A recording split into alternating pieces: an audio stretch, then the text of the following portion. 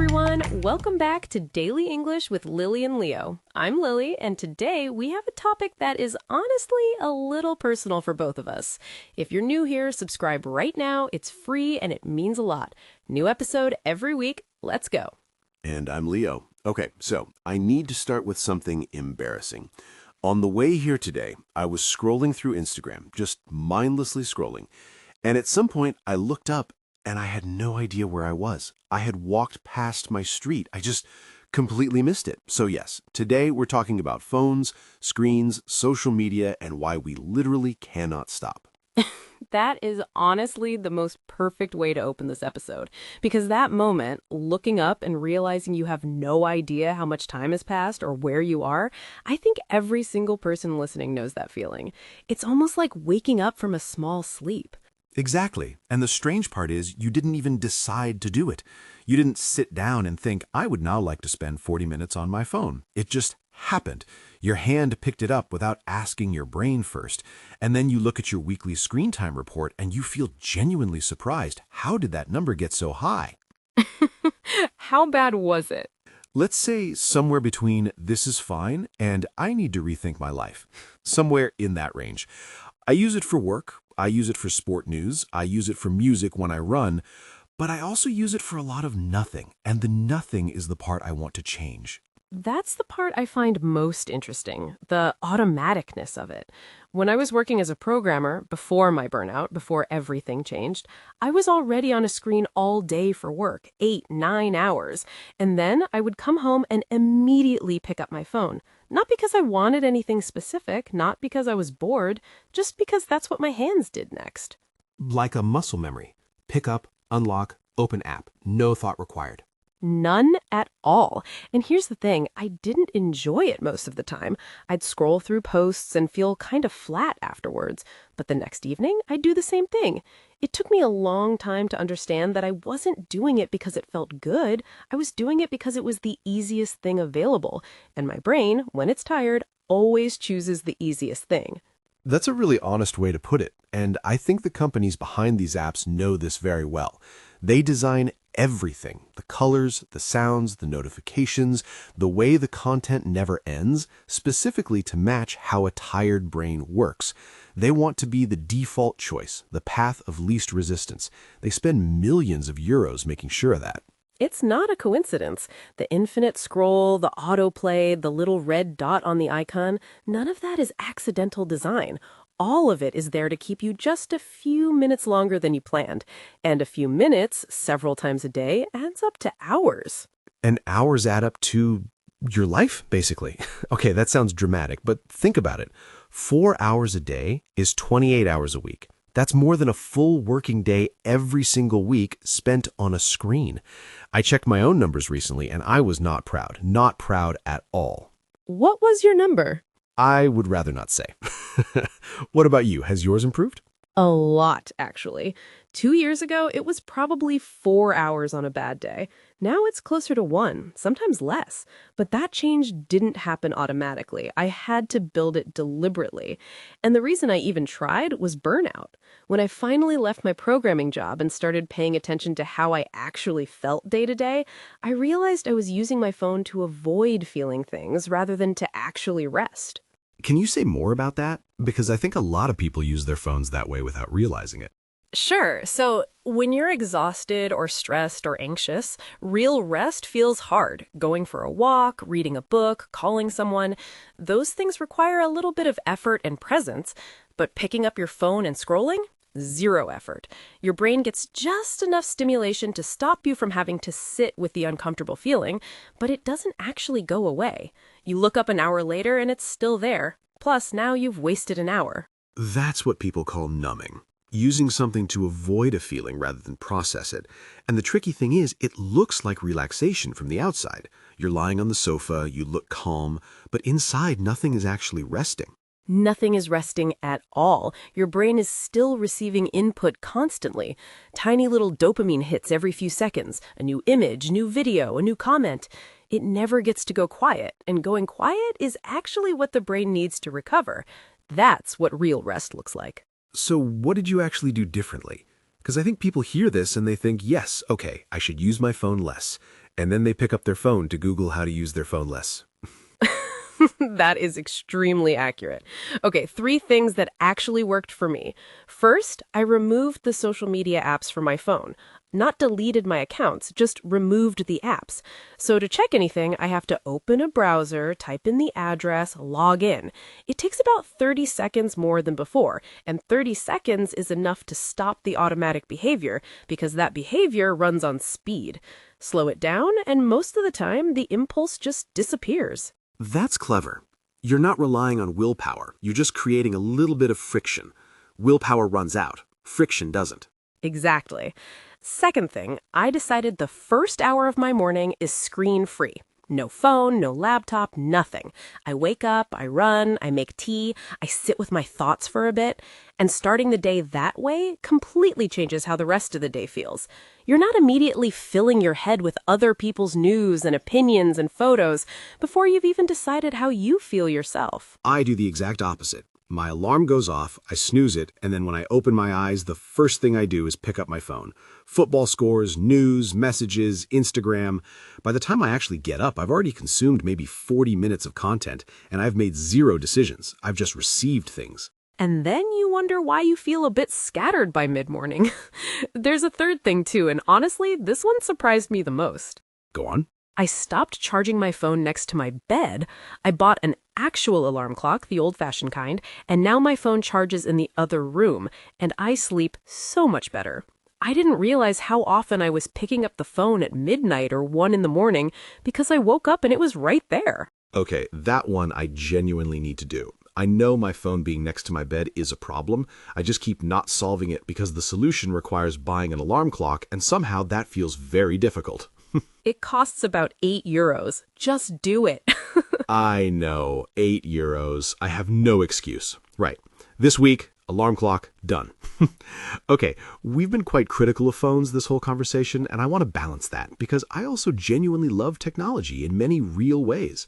I use it to watch football when I'm traveling. I use it to message my friends from school who live in different cities now. Last week, I video called my mom while I was walking through the park. That was genuinely lovely. Technology makes those things possible, and I don't want to pretend otherwise.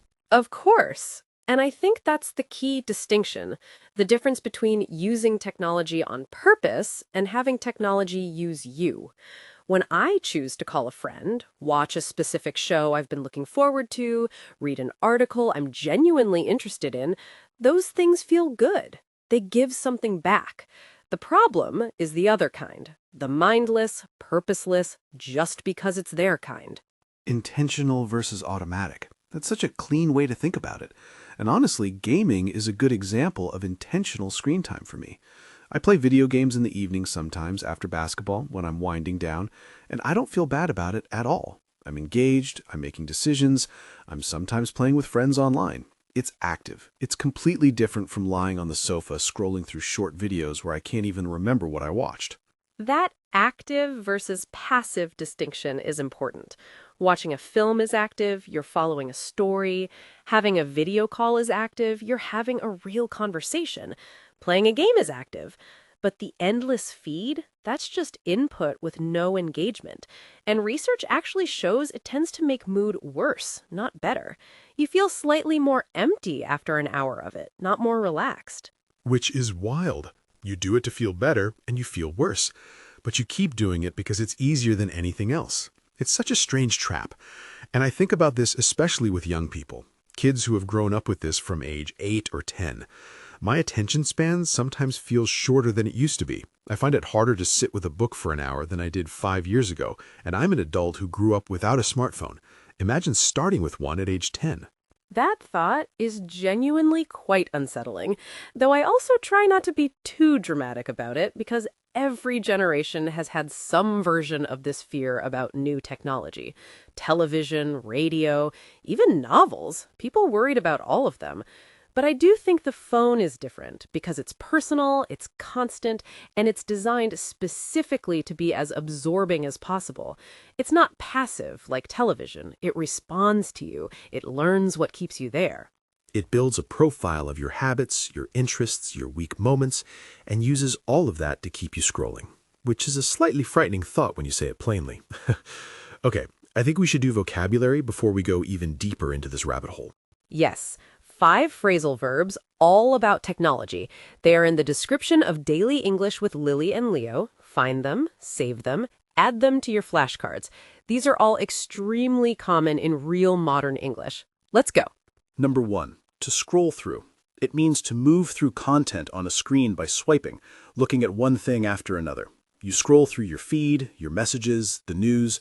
For example, I was just scrolling through TikTok and somehow an hour disappeared. This is probably the most used tech phrase in everyday English right now.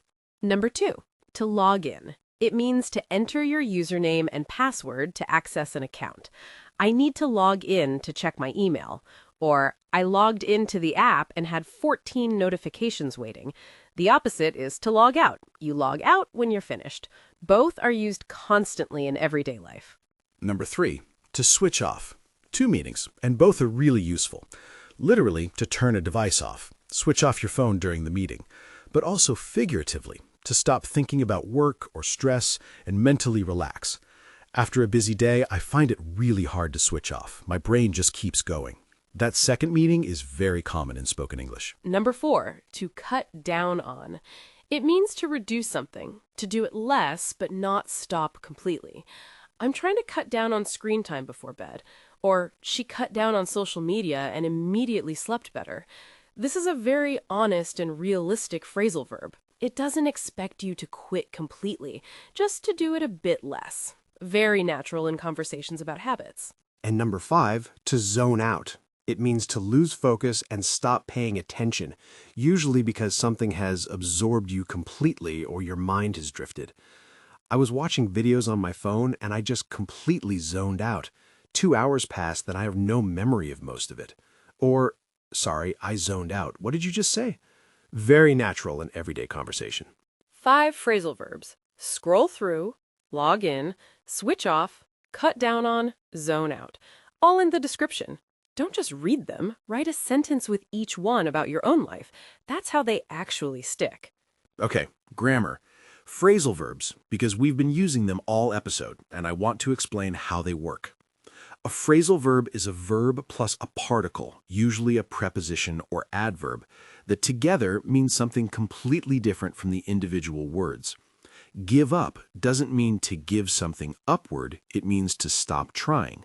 Look up doesn't mean to raise your eyes, it means to search for information. The meaning is new, you have to learn it as a whole unit. There are thousands of phrasal verbs in English, which sounds scary, but you only need the common ones, and especially the ones that appear in topics you actually talk about. Tech, sport, food, work. Start there. Learn 10 phrasal verbs in a topic you care about, and they will stick with you because they feel relevant and real. Okay, grammar rule. Separable versus inseparable phrasal verbs. Some phrasal verbs can be split. You can put the object between the verb and the particle. Switch off is separable. Switch off your phone or switch your phone off. Both are fine.